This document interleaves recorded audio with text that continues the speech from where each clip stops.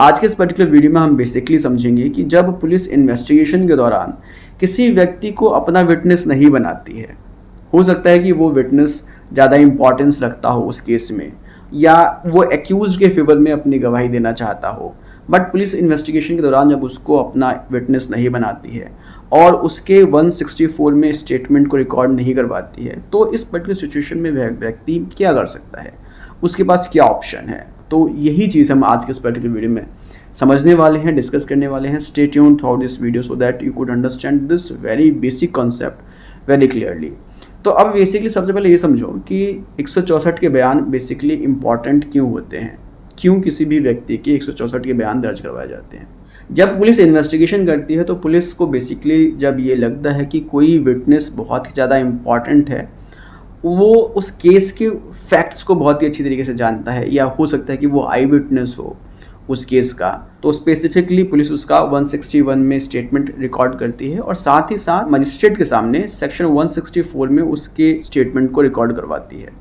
Basically क्या होता है, सेक्शन 164 का जो स्टेटमेंट होता है वो कुछ ज़्यादा ही इंपॉर्टेंट होता है, उसकी एविडेंशियली वैल्यू होती है। जब एविडेंस होता है केस में तो उस एविडेंस से उसके स्टेटमेंट को कोरोबरेट किया जाता है या कॉन्ट्राडिक्ट किया जाता है। फॉर एग्जांपल ये समझो कि अगर सपोज करो कि एविडेंस के समय जो भी एक्यूज्ड अपने विटनेसेस ला रहा है, तो उस एक्यूज्ड के विटनेस के एविडेंस को उस स्टेटमेंट से, सेक्शन 164 के स्टेटमेंट से कोरोबरेट किया जाता है, और फिर कोर्ट देखती है कि वो जो स्टेटमेंट है वो एक्यूज्ड के विटनेस से कितना ज़्यादा मैच कर रही है, जिससे एक्यूज्ड को फ़ायदा हो सकता है। और अगर वो स्टेटमेंट एक्यूज्ड के विटनेस से कॉन्ट्राडिक्ट करती है तो इसमें फिर एक्यूज्ड को लॉस होता है। तो इस तरह से जो सेक्शन 164 की स्टेटमेंट है वो बहुत ही ज़्यादा इंपॉर्टेंट होती है। और इसके अलावा जब एक्यूज्ड बेल एप्लीकेशन फाइल करता है तो उसमें भी सेक्शन 164 की जो स्टेटमेंट होती है विटनेसेस की, वो बहुत ही इंपॉर्टेंट रोल प्ले करती है। अगर 164 के बयान जो है, जो 164 की स्टेटमेंट है, वो एक्यूज्ड के फेवर में है तो उसको बेल लेने में काफ़ी आसानी होती है। और सेम ऐसा ही डिस्चार्ज की एप्लीकेशन के साथ भी होता है।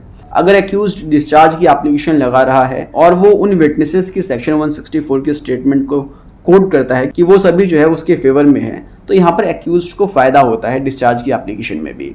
तो बेसिकली विटनेसेस की जो सेक्शन 164 का स्टेटमेंट होता है उसकी कितनी ज़्यादा इंपॉर्टेंस है ये आपको समझ में आ गई होगी। तो इसीलिए बेसिकली क्या होता है कि जो पुलिस होती है वो बहुत ही स्पेसिफिक तरीके से उन्हीं विटनेसेस का सेक्शन 164 में स्टेटमेंट करवाती है जो एक्यूज्ड के फेवर में नहीं होते हैं।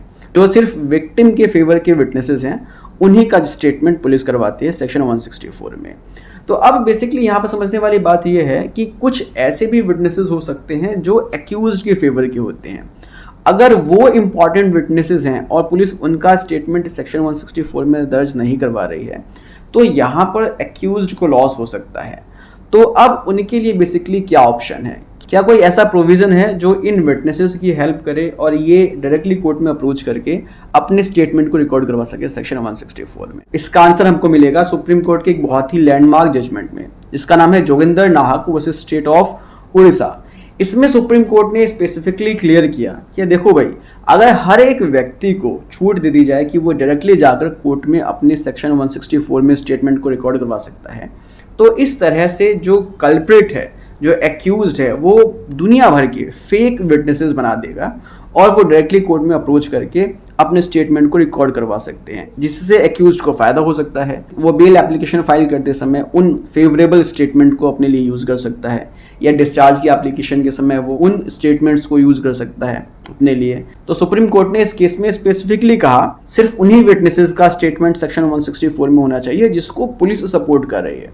पुलिस ने जिन विटनेसेस को अपने इन्वेस्टिगेशन में यूज किया है, अपनी चार्जशीट का पार्ट बनाया है, सिर्फ उन्हीं विटनेसेस का ही स्टेटमेंट सेक्शन 164 में किया जाना चाहिए। और जो दूसरे विटनेसेस हैं वो डायरेक्टली कोर्ट में अप्रोच नहीं कर सकते सेक्शन 164 में अपने स्टेटमेंट को दर्ज करवाने के लिए। मतलब यहाँ पर बात बिल्कुल साफ है, जिस विटनेस की कोई ऑथेंटिसिटी नहीं है या जिस विटनेस की कोई रिलायबिलिटी नहीं है, वो डायरेक्टली कोर्ट अप्रोच नहीं कर सकता। सिर्फ वही विटनेसेस जो ऑथेंटिकेटेड हैं, जिसको पुलिस अपने इन्वेस्टिगेशन में सपोर्ट कर रही है, उन्हीं का सेक्शन 164 में स्टेटमेंट करवाया जा सकता है।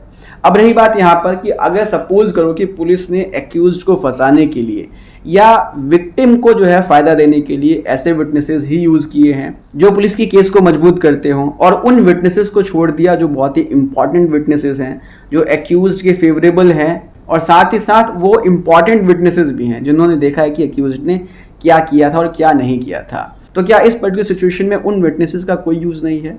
तो सुप्रीम कोर्ट ने बेसिकली बोला इस केस में कि उन विटनेसेस को भी यूज किया जा सकता है। एक्यूज्ड उन विटनेसेस को एविडेंस के समय सेक्शन 311 में यूज कर सकता है, उनकी गवाही करवा सकता है सेक्शन 311 में, और फिर उसके बाद कोर्ट जो है एविडेंस के समय उन विटनेसेस के एविडेंस को देखेगी कि उनका बेसिकली वर्जन क्या है केस में, और केस में उसकी रिलायबिलिटी क्या है। तो इस तरह से उन विटनेसेस को एक्यूज सेक्शन 311 में यूज कर सकता है एविडेंस के दौरान, और फिर उसके बाद कोर्ट को उस केस के फैक्ट्स एंड सर्कमस्टेंसेस के अनुसार उन विटनेसेस पर रिलायबिलिटी समझ में आती है तो फिर कोर्ट एक्यूज्ड के फेवर में फैसला कर सकती है।